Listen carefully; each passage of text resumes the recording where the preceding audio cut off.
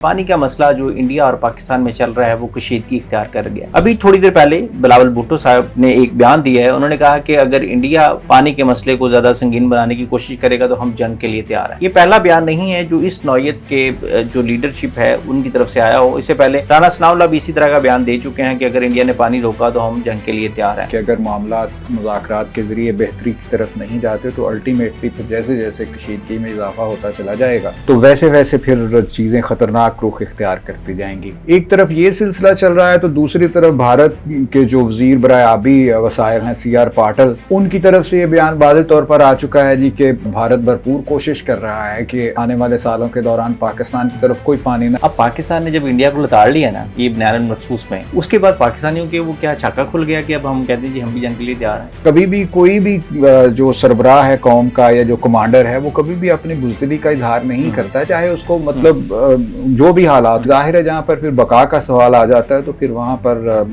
लश्कर नहीं देखे जाते ना। भारत अब अपने जौहरी जो हथियार हैं उनको बढ़ाने की तरफ तवज्जो दे रहा है और इस साल के आगाज तक भारत के जो जौहरी हथियार थे वो उनकी तादाद 190 के करीब एस्टिमेटेड और पाकिस्तान के 170 के करीब है।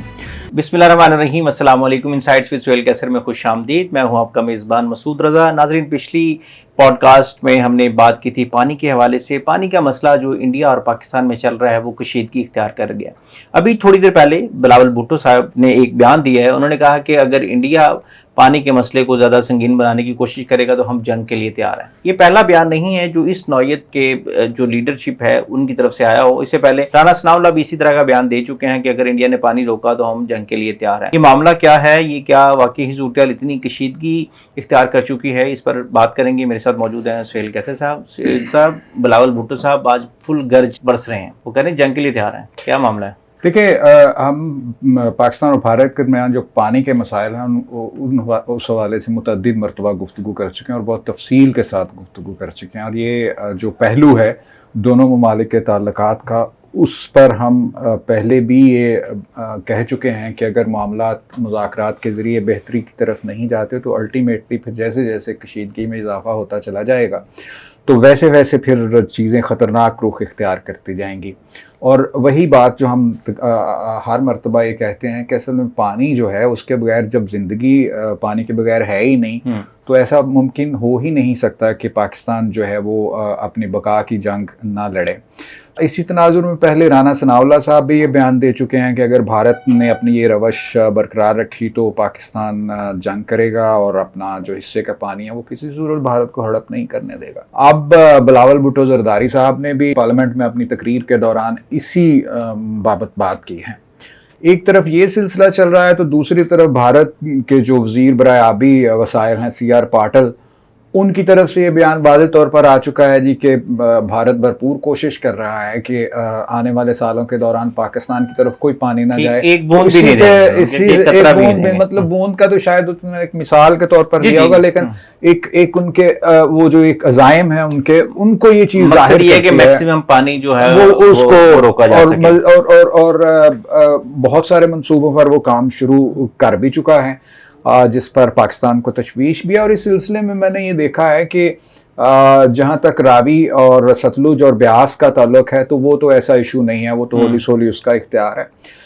सबसे ज़्यादा हसास दरिया जो है ना वो दरिया चनाब है। जेहलम और दरिया सिंध इतने इस हवाले से हसास नहीं है जितना हसास दरिया चनाब है। इस वक्त भी जो सारी बयानबाजी और तमाम बातें जिस महवर के गिर्द घूम रही हैं वो दरिया चनाब ही है। सो ये सूरत हाल काफ़ी ख़तरनाक है। सुहेल भाई, मुझे एक चीज़ बताएं कि पहले जब हम देखते थे माजी में इस तरह के बयान जो है ना वो इंडिया की तरफ से आते थे। अब पाकिस्तान ने जब इंडिया को लताड़ लिया ना ये बयान मखसूस में, उसके बाद पाकिस्तानियों के वो क्या छाका खुल गया कि अब हम कहते हैं जी हम भी जंग के लिए तैयार हैं। क्या उसका यानी कि वो ये है कि मोराल ज़्यादा हाई है और हम इस तरह की धमकियाँ दे रहे हैं? देखें, ऐसा नहीं होता, ये तो कभी भी नहीं हुआ कि आप मतलब मजबूत हैं या नहीं हैं, लेकिन आप कभी भी ये नहीं कहेंगे कि नहीं यार हम तो बहुत डरते हैं, हम तो जंग के लिए तैयार नहीं है ना। तो चाहे एक बड़ा मुल्क हो और उसके मुकाबले में एग्रेसिव बिहेवियर इंडिया की तरफ से ज्यादा होता था। नहीं, एग्रेसिव बिहेवियर तो हमेशा से हमारी तरफ से भी रहा है। तो मतलब किसी भी मौके पर ये नहीं कहा गया कि नहीं नहीं हम, लेकिन हाँ उसके साथ हम ये जरूर कहते रहे कि यार हम मुज़ाकरात चाहते हैं, मुज़ाकरात के अमन लिए चाहते हैं, अमन अमन चाहते पसंद हैं। तो कभी भी कोई भी जो सरबराह है कौम का या जो कमांडर है वो कभी भी अपनी बुज़दिली का इजहार नहीं करता, चाहे उसको मतलब जो भी हालात हों, लेकिन वो हमेशा यही कहेगा कि नहीं नहीं हम पूरी तरह से तैयार हैं। और ऐसा है भी, एक्चुअली है भी, कि जाहिर है जहाँ पर फिर बका का सवाल आ जाता है तो फिर वहाँ पर लश्कर नहीं देखे जाते ना। अच्छा सुहेल भाई, आपने बड़ा अच्छा जुमला कहा कि लश्कर नहीं देखे जाते। पाकिस्तान और इंडिया का अगर हम कंपैरिजन करें, अगर वो पानी के हिसाब से करें, तो जिस तरह से आपने उस दिन भी हमने डिस्कस किया प्रीवियस पॉडकास्ट में कि उनका एक दरिया में उतना पानी है जितना पाकिस्तान का सारे दरियाओं का उतना नहीं, उससे कई गुना ज्यादा, एक दरिया में, एक दरिया का ब्रह्मपुत्र जिसका आपने बताया था। उसके बाद अगर हम इसका आबादी में कंपैरिजन करें तो वो भी 5 गुना है, पाकिस्तान 25 करोड़ है, वो 130 करोड़ है। इसी तरह से अगर हम रकबे के हिसाब से बात करें तो वो भी तकरीबन 5 गुना है, वो 32 लाख मुरब्बा किलोमीटर है, हम 7 लाख 8 लाख, 7 लाख तकरीबन 5 गुना ज्यादा हर हिसाब से वो ज्यादा है। अगर लश्कर की कंपैरिजन करें हम कि जो दोनों के लश्कर हैं, फौजी जो सलाहियतें हैं दोनों ममालिक की, उसका अगर कंपैरिजन हम करें तो क्या देखते हैं आप? देखें, अददी एतबार से तो भारत को वाज़े बरतरी हासिल है, और बजट के एतबार से देखें तो उसमें भी ज़मीन आसमान का फ़र्क है। अब ये जो मौजूदा बजट 2026-27 है उसमें इजाफा किया है पाकिस्तान ने अपने दफाई बजट में, लेकिन वो भी बहुत छलांग लगाकर तकरीबन 11 अरब डॉलर के करीब बनता है, इसके अराउंड अबाउट थोड़ा। और भारत का जो दफाई बजट है वो 90 अरब डॉलर है। 90 अरब डॉलर ह्यूज अमाउंट, मतलब लगभग 1 खरब डॉलर के करीब है। तो जब इतनी बड़ी रकम होगी तो उस रकम के असरात तो नजर आएंगे ना, कि अभी उसने फ्रांस के साथ जो मजीद राफेल तैयारे खरीदने की उसकी बातचीत चल रही, मतलब सिग्नेचर हुए इब्तदाई इनिशियल स्टेज पर जो बातचीत शुरू हो गई। लेकिन भारत का एक मसला ये है कि पाकिस्तान के साथ तो उसके ताल्लुकात की नवीयत जो है सो है, लेकिन चाइना के साथ उसको ज्यादा जो खतरा या ज्यादा खदशा होता है ना, वो चाइना की तरफ से होता है, क्योंकि चाइना बहरहाल एक सुपर पावर है।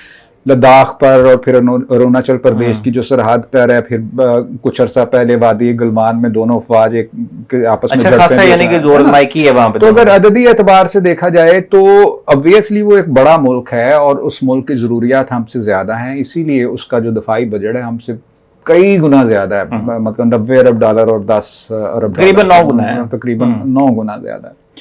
लेकिन पाकिस्तान उसके अल्टरनेटिव बहुत से दीगर चीजें इख्तियार करता है, मतलब पाकिस्तान जो साइबर वॉर है उसकी तरफ ज्यादा जिसमें गुज़श्ता जो झड़पें हुई मई में दोनों ममालिक के दरमियान, तो उसमें पाकिस्तान ने अपनी सलाहियत का बहुत भरपूर इस्तेमाल किया था।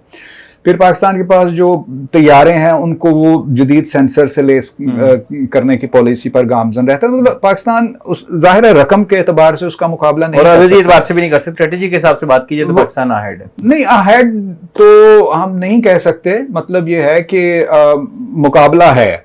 अभी जैसे पाकिस्तान ने अब चाइना के साथ 8 हंगोर क्लास आबदोजों का सौदा किया, उनमें से पहली आबदोज जो है वो कराची पहुंच चुकी है और 7 मजीद आएंगी। 4 जो हैं वो पाकिस्तान में तैयार की जाएंगी टेक्नोलॉजी के मुंतकिली के साथ, और 4 जो हैं वो चाइना में तैयार होंगी।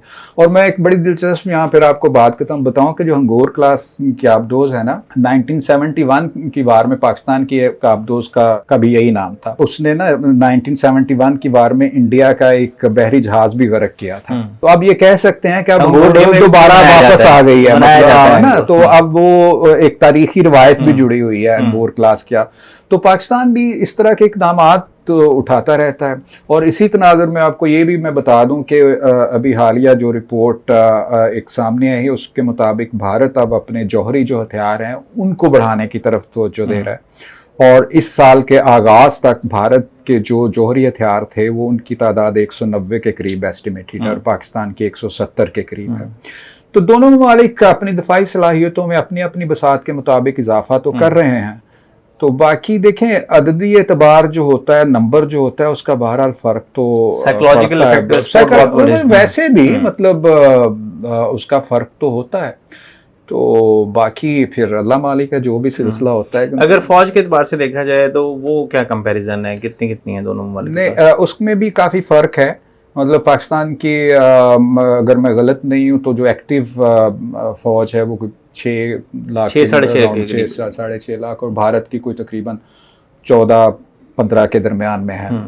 तो मतलब अगर आबादी के तनासुब से देखा जाए तो पाकिस्तान आर्मी की तादाद उससे ज़्यादा है आबादी के तनासुब से, और उसकी हमसे कम है। लेकिन उसकी फ़ौज का एक बहुत बड़ा हिस्सा जो है उसको चाइना की सरहद पे भी उसको एंगेज करना पड़ता है, और ये उसके लिए बहुत ज़रूरी है। बल्कि इन दिनों तो वो एक ज़ोजिला टनल भी उसकी तामीर के आखिरी मराहल में, ये बड़ी उसकी दफाई हवाले से पेशरफ्त समझी जा रही है, इसलिए कि जब सर्दियां आती थी ना तो लद्दाख का बाकी भारत से राब्ता मुनक़ता हो जाता था, वैसे ही जैसे हम पाकिस्तान का चित्राल से रास्ता ना लवारी टनल फिर इन्होंने बनाई, कि मैं एक दफ़ा खुद भी गया था लवारी चित्राल, तो हम उस वक्त टनल नहीं थी, तो 10,500 फुट ऊंचा पहाड़ है, उसकी गिरदी वो घूमरी से फिर ऊपर से आगे।